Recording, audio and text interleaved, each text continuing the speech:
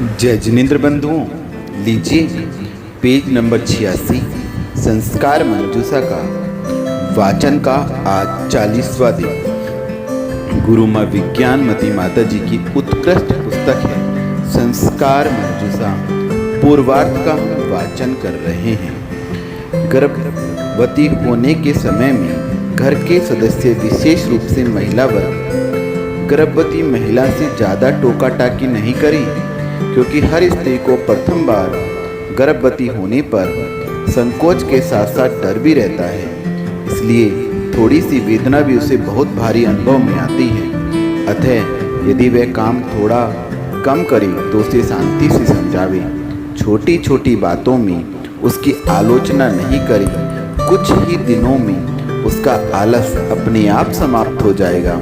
उसके भोजन के समय का एवं संतुलित भोजन का ध्यान रखें। यदि उसे कोई विशेष चीज खाने की इच्छा हो और वह गर्भावस्था के समय माँ और शिशु को कोई हानि पहुँचाने वाली न हो तो उसे अवश्य खिलाएं। और यदि वह अनुपलब्ध, हानिकारक, शक्ति के बाहर, अनुपयोगी हो तो उसे परिवर्तित करके गर्भवती को संतुष्ट करें। जैसे जब चंद्रगुप्त मौर्य गर्भ में थे, उनकी माँ को दोहला हुआ था कि वह चंद्रमा की चांदनी को पीवे।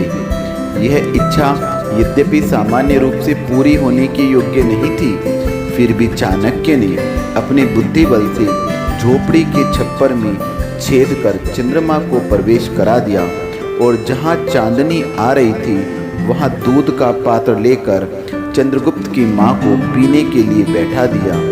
वह दूध में पड़ती हुई चंद्रमा की किरणों को पीने लगी और जैसे ही दूध समाप्त हुआ, चाणक्य ने छिपकर धीरे से छप्पर का छेद ढकवा दिया।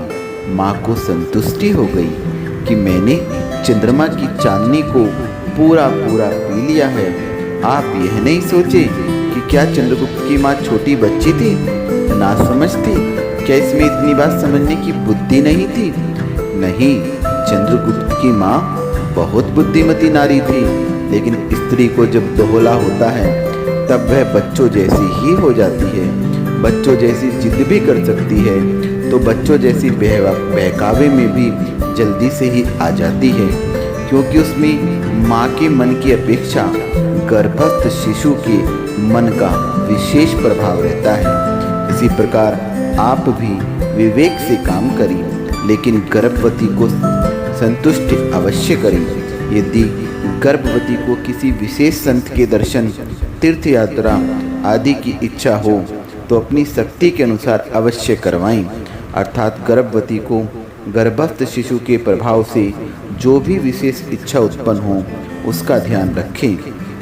यदि वह संकोचवश अपनी मन की इच्छा या बात नहीं बता पा रही है तो प्रेम से उससे जानने का प्रयास करें या उसकी सहेली आदि के माध्यम से जानकर पूरा करें, अथवा उसके मायके भेजकर भी वह कार्य किया जा सकता है। यदि गर्भवती की इच्छा पूरी नहीं होती है तो माँ एवं शिशु दोनों कमजोर होने लगते हैं, दोनों का स्वास्थ्य गिरने लगता है। लेकिन यदि कोई अनहोनी या अभक्ष्य की इच्छा हो या कोई ऐसी चीज खाने की इच्छा हो जो माँ और शिशु या किसी एक के लिए भी हानिकारक है, तो उसे पौराणिक सीता, अंजना, द्रौपदी आदि सतियों के या अन्य लौकिक उदाहरणों के माध्यम से समझाकर उस इच्छा को, उसके उपयोग को परिवर्तित या समाप्त किया जा सकता है। क्योंकि माँ की भावनाओं का प्रभाव शिशु पर और शिशु की भावनाओं का प्रभाव माँ पर पड़ता है। फिर भी जिसकी भावनाएं अधिक बलवती, संप्रेषण एवं सद्भावनाओं से युक्त होती हैं, उसका प्रभाव सामने वाले पर पड़ता है। यदि ऐसा नहीं हो तो माँ कभी गर्भस्थ शिशु को संस्कारित कर ही नहीं सकती है और न ही शिशु माता पिता का बैरी या हत्यारा बन सकता है।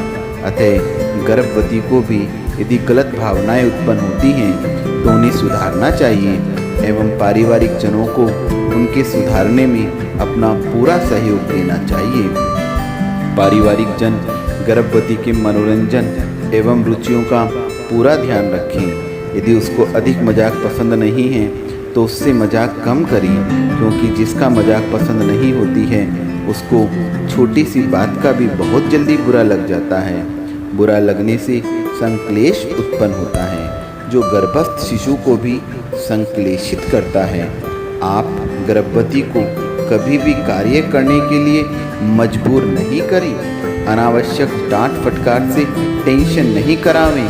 कभी उसके मातृपक्ष संबंधी या और कोई भी व्यंग करके उसके मन को दुखी नहीं करें, क्योंकि व्यंग सुनकर व्यक्ति के मन में सहज रूप से क्रोध उत्पन्न होता है और क्रोध आने पर भाव खराब होने लगते हैं। अतः गर्भवती को यथाशक्ति प्रसन्न रखने का प्रयास पूरे परिवार को करना चाहिए, ताकि होने वाली संतान देश, परिवार, समाज एवं राष्ट्र के लिए उपयोगी सिद्ध हो सके। तो ये हमने 21 चरणों में गर्भावस्था के संस्कार हमने आपके सामने वाचन किए। अब हम वाचन शुरू करेंगे 88 पेज से शैशवावस्था के संस्कार, जो हम अगले वाचन से प्रारंभ करेंगे। ये 21 वाचन बहुत इम्पोर्टेंट है, महत्वपूर्ण है। जब भी कोई स्त्री गर्भवती हो तो आप ये 5-5 मिनट के संस्कार पूरे परिवार को सुनाएं, जिससे गर्भवती का शिशु संस्कारवान बने। गुरु माँ के चरणों में वंदामि वंदामि गुरु माँ, वंदामि गुरु माँ।